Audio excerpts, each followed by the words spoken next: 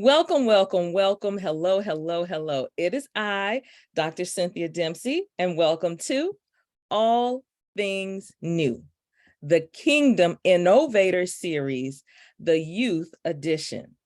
All right. I know you all guys are probably saying, when are we going to meet some youth? When are we going to hear from them? Well, you are going to hear from some actual young people that are currently living right now. However, I wanted to just share a little bit about some young people from the Bible because they lived a while ago, and some of the principles in their lives affect us and can teach us lessons. And I feel like a lot of those that I have interviewed and talked with have learned many of the lessons that the young people in the Bible taught us and what they learned while they were growing up. So today I want to talk to you very briefly about a young man named Samuel and the things that he taught us. Okay, so you ready? Great. First thing, Samuel went to live with the priest Eli when he was a little boy because of a promise that his mother made to the Lord.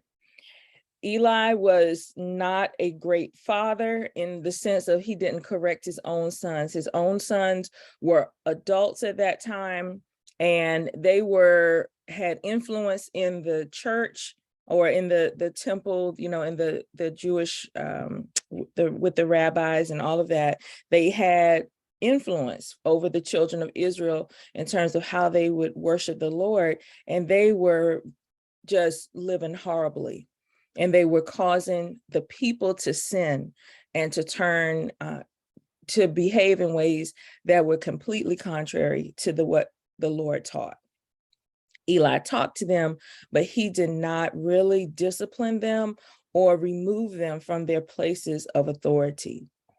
So here we have this young boy growing up in this atmosphere, and then one night he hears his name called 3 times. Finally, when he gets up, each time jumps up, he hears his name, Samuel. He says, "Here I am," jumps up and runs to Eli.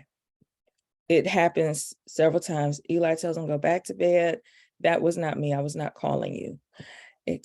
He hears the voice again, call his name, runs to Eli. Eli says, "It's not me. I didn't call you." Finally, it dawns on him, this is the Lord talking to this young boy. And so he tells him, next time you hear your name called, go back and say, "Here I am, Lord. Your servant is listening." And so he does that. And when God calls his name that time, Samuel hears his voice, and then he listens because he knows it is the voice of God. So part of being a kingdom innovator is knowing the voice of God. So what I want you to do this week is we're going to talk about these principles, and then I want you to activate them in your own life. Hearing the voice of God is number 1. Number 2, once you hear him calling or speaking to you, I want you to listen to what he says. Okay. Then think about what he's talking to you about. The next thing will be to actively participate. That means turn your brain on, turn your heart on, turn your emotions on, engage in whatever it is that God is talking to you about, and then obey his instructions. All right, so why did I say that? Let's give an example from maybe something in school. You're sitting in your classroom, whether you're homeschooled or tutored or in a school building, public, private, whatever it might be, charter school, and you hear your teacher, your instructor call your name.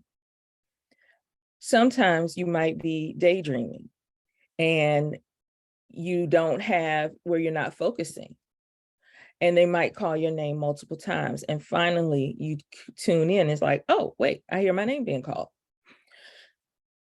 Or because you have such a habit of listening, even when you're doing something else and being alert, that when you hear your name called the first time, you immediately pay attention.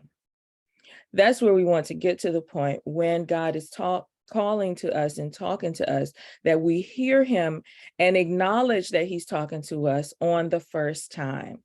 That goes back to what I've talked about first time obedience.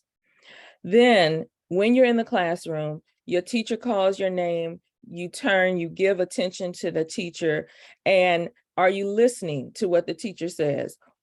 Or is it like in the Charlie Brown cartoons, where when the teacher is talking, all you hear is wah, wah, wah, wah, wah.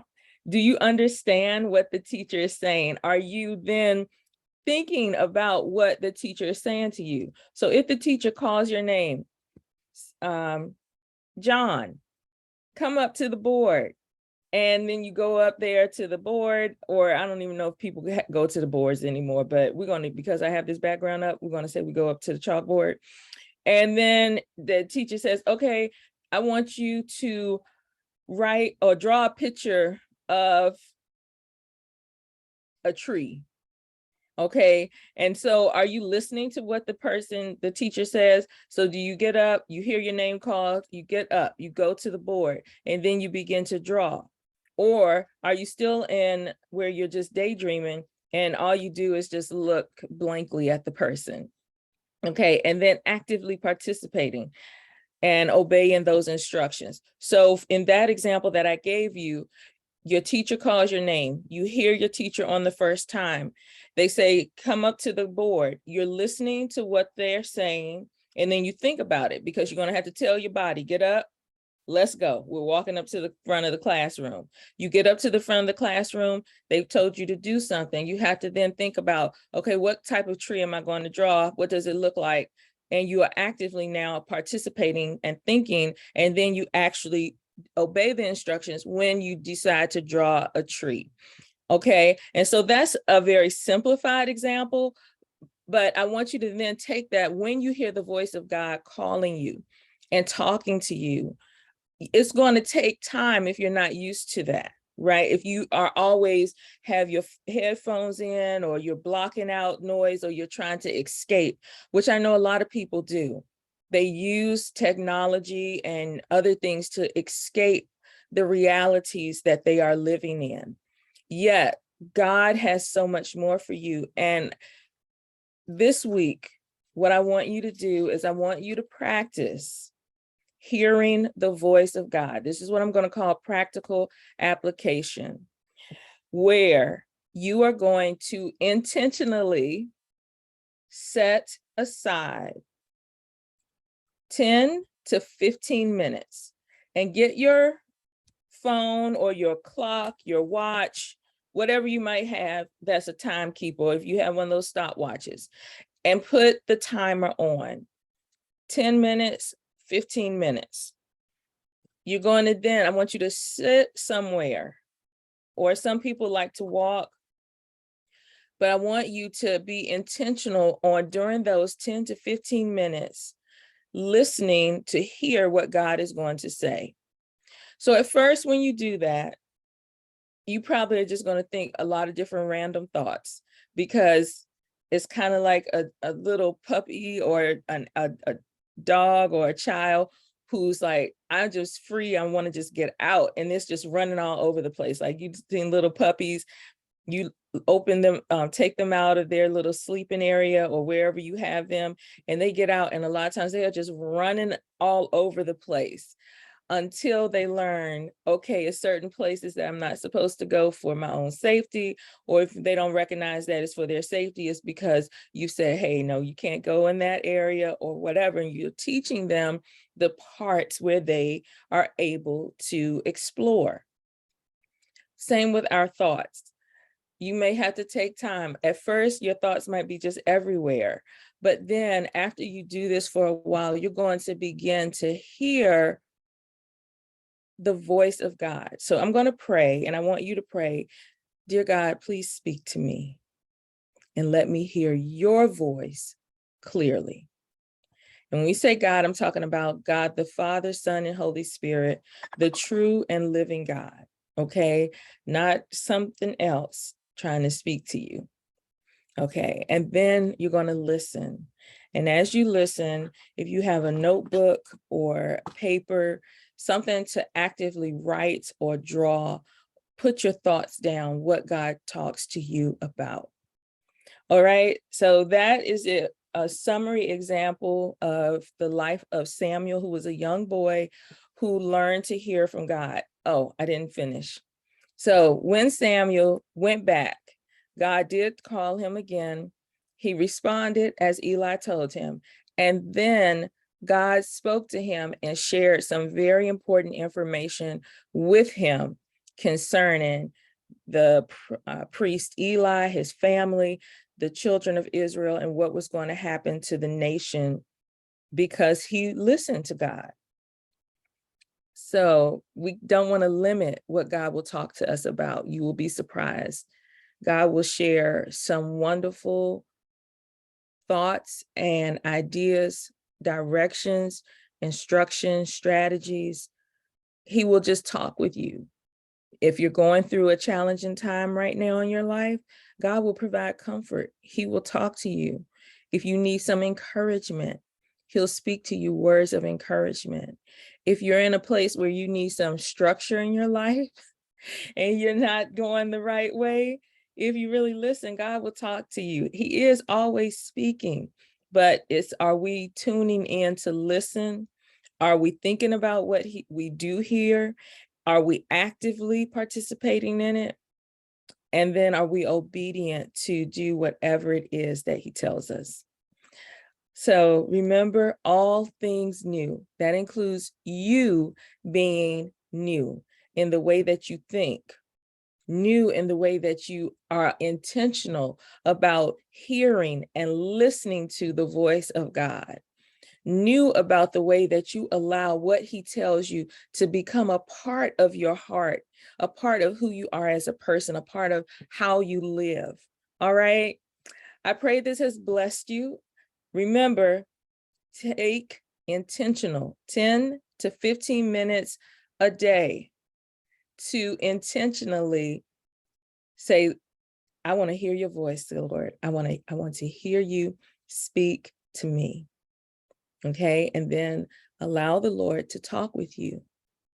Actively participate, listen, think about what he says, and then write it down.